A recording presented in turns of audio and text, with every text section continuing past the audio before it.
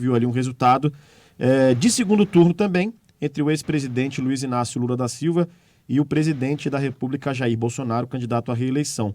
48% a 43%, com uma virada do ex-presidente Lula a partir ali de 50%, 55% das urnas apuradas, a totalidade, porque no início nós tivemos o presidente Bolsonaro na frente. E uma análise que foi trazida aqui na nossa cobertura de ontem foi que, como as urnas começam a ser apuradas inicialmente nos grandes centros, o presidente Bolsonaro teve essa vantagem. Quando chegou nos outros centros, nas cidades do interior, nas cidades mais distantes, aí teve a virada de Lula. Como é que a gente analisa isso, Rose, professor? Aí eu deixo com vocês agora.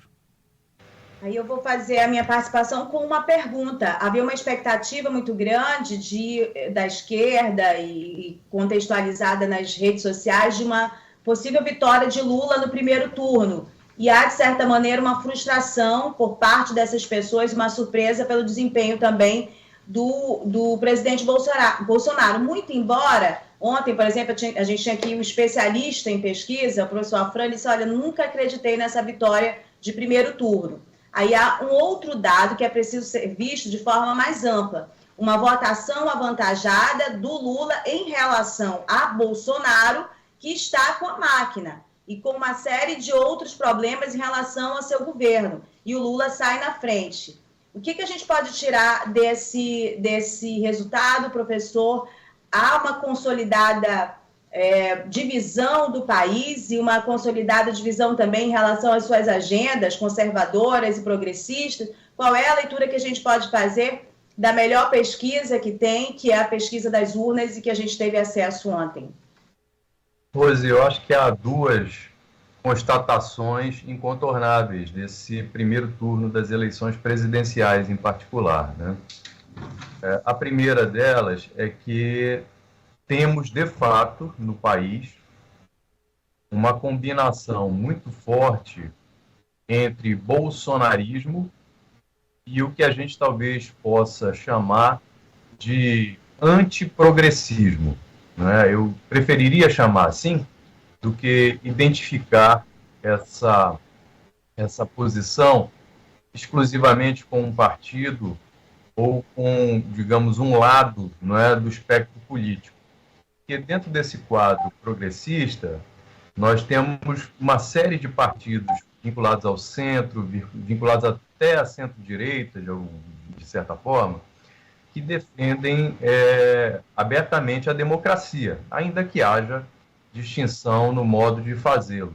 Eu acho que uma primeira constatação é essa, quer dizer, o país hoje, de fato, se divide, ou está, digamos, dividido politicamente numa ala ultraconservadora, reacionária mesmo, que é representada pelo bolsonarismo, e por outra, desse espectro político, que é conservadora, digamos assim, particularmente no que diz respeito aos costumes, à moral. E o outro lado, que eu diria que é esse dos progressistas, que se firma também como uma força política importante, mas bastante diversificada. Quer dizer, o que significa que todo e qualquer projeto, toda qualquer perspectiva política mais ampla necessitará de bastante negociação para ser consolidada, o que cria enormes dificuldades, e aí a segunda constatação, enormes dificuldades dentro de um cenário de um parlamento que tende a se configurar como conservador.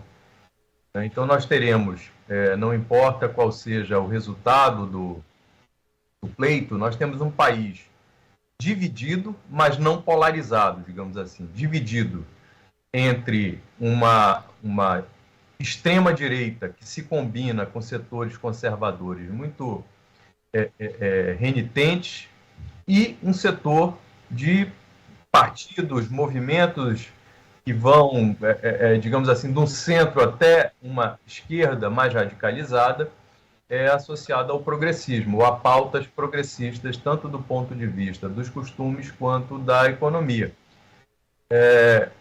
A questão que se coloca, portanto, é de como será um governo diante desse quadro, né? Eu já dei uma olhada aqui, não tenho dados, digamos assim, mais amiudados, mas a renovação do Congresso foi quase, do Senado em particular, foi quase 6 por meia dúzia.